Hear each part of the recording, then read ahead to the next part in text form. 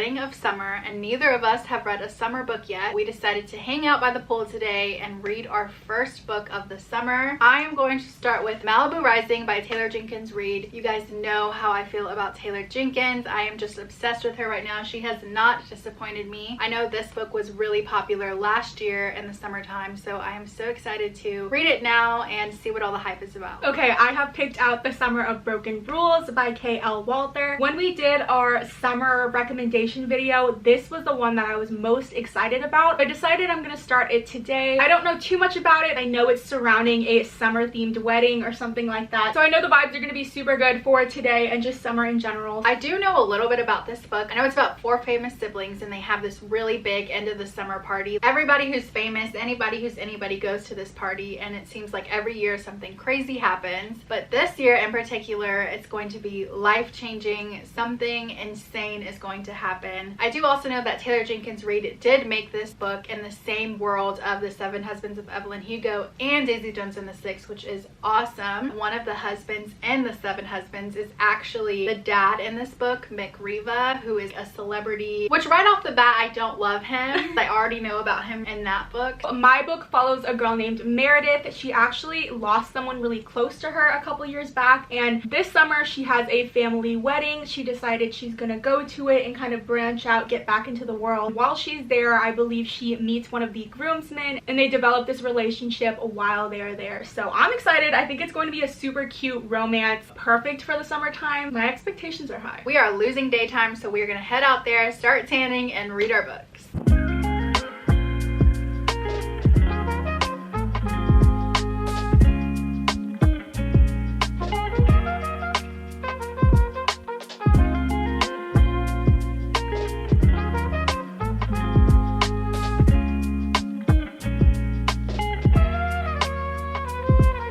We're about halfway through our books now. We came inside to update you guys on what's happening in our books. It is 97 degrees outside. By the end of this video, my makeup's gonna just have melted off. Yeah. It's disgustingly hot. Right now, we're learning about the 4 siblings. It's like each and every one of them have a serious problem. The family drama is just crazy in this book. It's just like it never gets boring. Mick Riva, as we knew, he's not the best man. He kind of abandoned his family, that left the older sibling to really take charge and be that adult role model for her siblings. She dropped out of high school to get a job and really provide for her siblings. So like you're literally sacrificing your fun high school teen life, yes, and take care of your family. I'm really enjoying it right now. It's really interesting. It is the perfect summer read. I know a little bit more about my story now that we're into it. Our main character's name is Meredith. She ended up actually just getting out of a long-term relationship. Not only did she lose her sister, her best friend, but she also is going through a breakup, so it's a very vulnerable time for her right now. Her cousin's getting married at Martha's Vineyard. This is a place where her family goes annually. Since her sister's passing, it's been 2 years, so they haven't been. So she's kind of going back for the first time, experiencing these things for the first time without Claire, her sister. So that's really sad. We've already met the love interest. He's a groomsman. His name is Whit, and this is the first time he's at Martha's Vineyard, so Meredith is kind of just taking him along and showing him all of these landmarks. And also they have a family tradition where they play a game of assassin, where they each get a target's name and they have to, at some point throughout this trip, shoot them with like water guns. Once you eliminate something, you inherit who their target was, and the game just keeps going on and on. Meredith is very much like, I'm gonna win this year for Claire. That's fun. Yeah, it's fun. I do really like the environment. I like the setting. I like how we're learning all of these things while Whit's learning it. I think it's pretty cute so far. Nothing too serious has happened yet. It is a cute read. Now we are going to stop and take a quick little lunch break, and then we will head back out there and finish our books.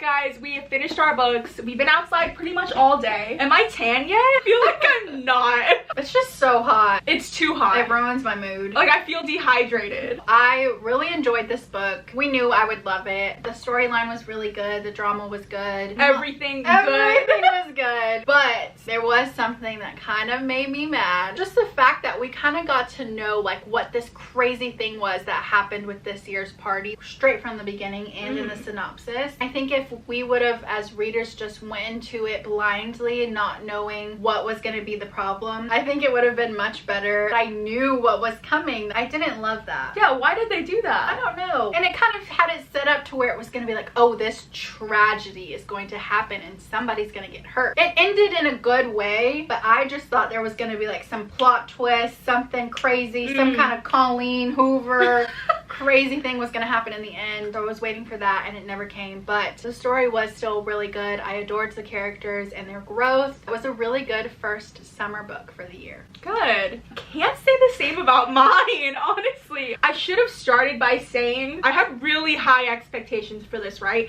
Because I've been seeing this book since last summer, maybe even before. Everyone has just loved it so much. Even if you go on Goodreads, it's 4+ stars from all the reviews. I thought it was going to be my favorite book this summer. It definitely wasn't. I think my biggest issue was I couldn't connect with the characters at all. I wasn't rooting for them. I didn't really care about the story. I did have to force myself to finish reading. A lot of times throughout this book, I wanted to skim, and I don't do that. I literally wanted to just skim these paragraphs because I just didn't care enough to like read every word, which is awful. I'm super upset about it just because I really thought this was gonna be like a new favorite of mine. I definitely think the story was more about Meredith coming to terms with losing her sister and kind of just trying to move forward with her life, and that's a great message in itself. I liked that aspect, but there was really not too much of the romance. Where there was, it was kind of like insta love, which can be done well. I didn't love it here. I think the trip was a total of like 4 days. This couple just happened so quickly. I didn't think it was believable. I mean, was it a cute story? Yes. It definitely didn't hit where I thought it was gonna hit for me. Please let me know if you read this and if you have the same thoughts as me, or if I'm just crazy and everyone truly does love this and it's just something's wrong with me. We had a really fun time today. I think this is just the start of a great summer. We know we're gonna get some great books read. Next week, our mid-year freakout tag video is going to be coming out. Basically, we're gonna be answering questions like what is our favorite book from the year so far and what has been the most disappointing book of the year so far. A lot of questions like that. We're super excited to film it. We have not discussed the answers prior, so we're interested to see what the other person has said. It's just perfect time for like a mid-year check-in. Thank you guys for watching. We hope you enjoyed today's video. As always, we do put out new videos every Wednesday and Friday, so if you haven't already, make sure to like and subscribe, and we will see you next time. Bye.